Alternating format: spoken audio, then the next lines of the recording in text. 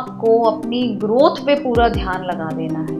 ये हो ही इसीलिए रहा है कि आपको इतने कष्ट दिए जाएं, इतनी प्रॉब्लम्स दिए जाएं कि आपको ये संसार माया लगना शुरू हो जाए, मैट्रिक्स लगना शुरू हो जाए और आप इन सब लोगों से ध्यान हटा के अपने ऊपर ले आए कि मुझे इवॉल्व होना है, मुझे ध्यान करना है, मुझे मेडिटेशन करनी है, मुझे अपने भीतर उतरना है, मुझे और कुछ नहीं चाहिए। पहले मैं अपने आप को जान लूं।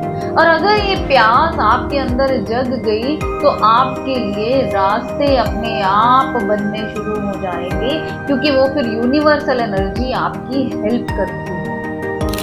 लेकिन आपकी समझ अच्छी होनी चाहिए। अगर आपकी समझ अच्छी नहीं है तो आप फंस जाओगे किसी न किसी चीज में। Hi my dear beautiful divine soul, how are you? कैसे हैं आप? आई होप आप सब बहुत अच्छे होंगे और अपनी लाइफ को बहुत अच्छे से एंजॉय कर रहे होंगे। स्वागत है आप सबका आपके अपने ही चैनल माइंड मैटर्स में। तो आइए आज कुछ और बातें करते हैं। आज हम बात करेंगे एनपीसीज के ऊपर, नॉन परफॉर्मिंग कैरेक्टर्स। जैसा कि मैंने अपनी पिछली वीडियोस में बताया था कि जो आने वाला टाइम है उसमें एनपीसीज को जाना पड़ेगा। इसको मैंने कंपेयर किया था जैसे कि एक फिल्म है, फिल्म में एक सॉन्ग चल रहा है, सॉन्ग में दो हीरो और हीरोइन हैं आगे और पीछे बहुत सारे लोग जो हैं वो नाच रहे हैं। तो वो क्या है, उनका फिल्म में कोई पार्टिसिपेशन नहीं है, उनको जस्ट उस सॉन्ग में उन दो लोगों को सपोर्ट करना है कि वो अच्छे लगे, जस्ट सपोर्टिव कैरेक्टर्स। बस पीछे वो जब नाच रहे होते हैं और वो उनका जो सॉन्ग है वो ज्यादा अच्छा, पिक्चराइजेशन ज्यादा अच्छी हो जाती है और उसके बाद जब वो सॉन्ग खत्म हो जाता है तो वो लोग चले जाते हैं।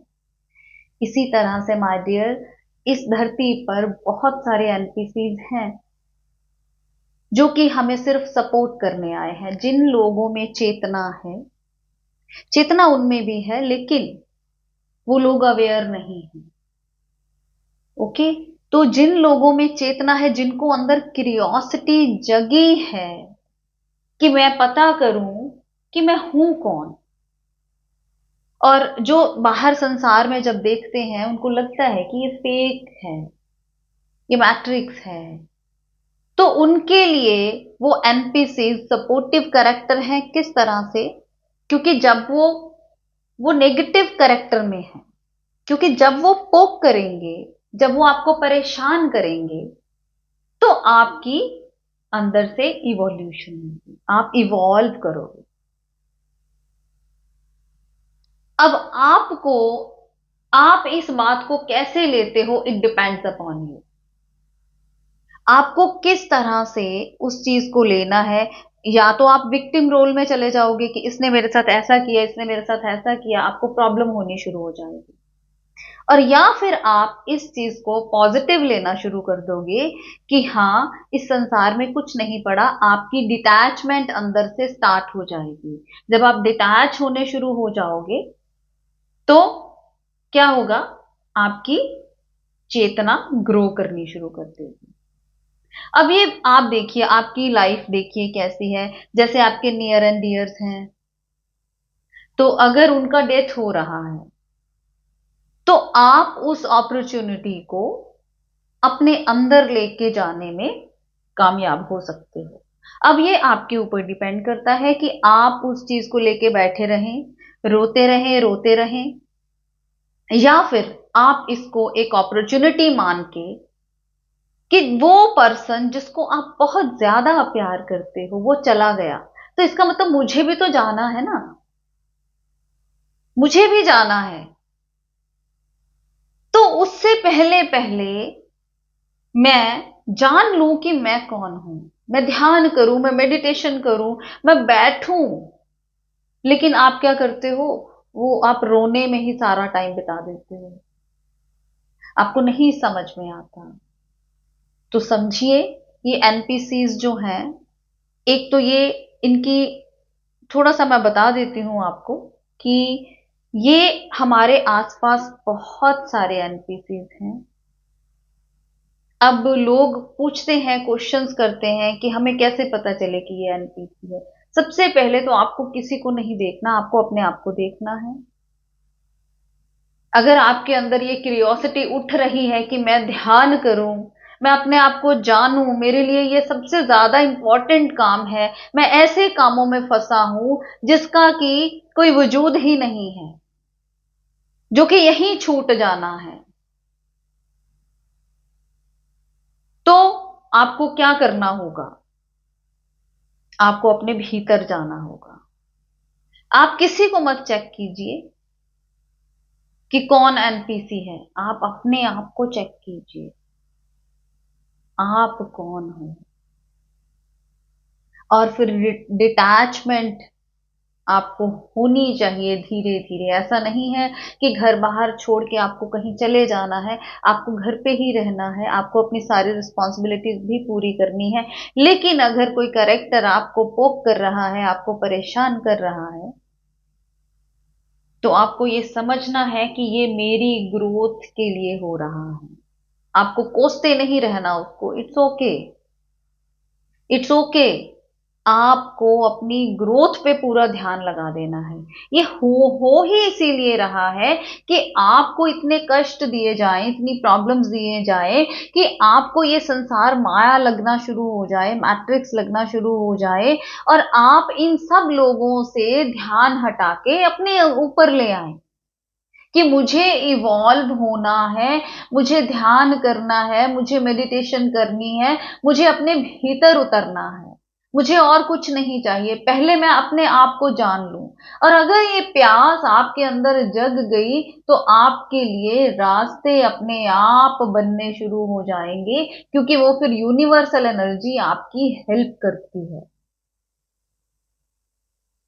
It is dead sure. लेकिन आपकी समझ अच्छी होनी चाहिए माय डियर। अगर आपकी समझ अच्छी नहीं है तो आप फंस जाओगे किसी ना किसी चीज में। आप चाहते हो कि सब कुछ हमारे हिसाब से हो। How is it possible?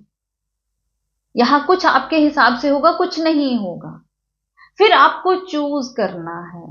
फिर आपको क्या करना है कि जो लोग आपके लिए प्रॉब्लम क्रिएट कर रहे हैं, आपको ये देखना है कि क्या इनसे मैं डिटैच होके अपनी जर्नी कर सकता हूं। वो तब तक आपको पोक करते रहेंगे जब तक आप इवॉल्व होने के रास्ते पर नहीं चल पड़ते। तो आपको क्या करना है? आपको उनसे डिटैचमेंट अंदर से जगानी है कि नहीं, बस अब मुझे अपने रास्ते पर चलना है। बस उसके बाद उनका जब काम पूरा हो जाएगा, वो आए ही ये करने के लिए ही। कुछ लोगों के अंदर चेतना है, उस चेतना को जगाने के लिए बाकी के एनपीसीज आए हैं जो कि परेशान कर रहे हैं, ताकि हम इवॉल्व हो सके। तो आपको पहचानना है ऐसे लोगों को। एक तो वो, उनमें देने का भाव नहीं होता। आप देख लो उन लोगों को जिनको सिर्फ है कि मुझे मिल जाए, मुझे मिल जाए, मुझे मिल जाए। जब भी देने की बारी आएगी वो भाग जाएंगे। उनके अंदर देने की भावना ही नहीं होती, ऐसे लोग। और कोशिश करते हैं वो भी, साधना करने की भी कई बार कोशिश करते हैं। ऐसे लोग ऐसे भी होते हैं जो साधना की भी कोशिश करते हैं, लेकिन वो फिर वापस आ जाते हैं अपने उसी स्टेज पे। क्यों? क्योंकि वो काम ही ये करने आए हैं, वो यही काम करने आए हैं। तो आपको ऐसे लोगों से थोड़ा डिटैच होना है। आपको सिर्फ ऐसे लोगों से ही डिटैच नहीं होना, आपको सबसे डिटैच होना है और अपने भीतर जाना है, अपनी यात्रा करनी है। आपको किसी और से मतलब ही नहीं होना चाहिए। आपको तो पूरा दिन अवेयर रहना चाहिए कि जो भी मेरे साथ हो रहा है, ये मुझे, ये कॉल कर रहा है, ये मुझे बता रहा है कि आप अपने अंदर जाइए, अपने भीतर जाइए। फिर आप अंदर से इतने आनंदित हो जाओगे। ऐसा नहीं है कि आपके आसपास की सिचुएशंस जो है सब लोग अच्छे हो जाएंगे, ऐसा नहीं है।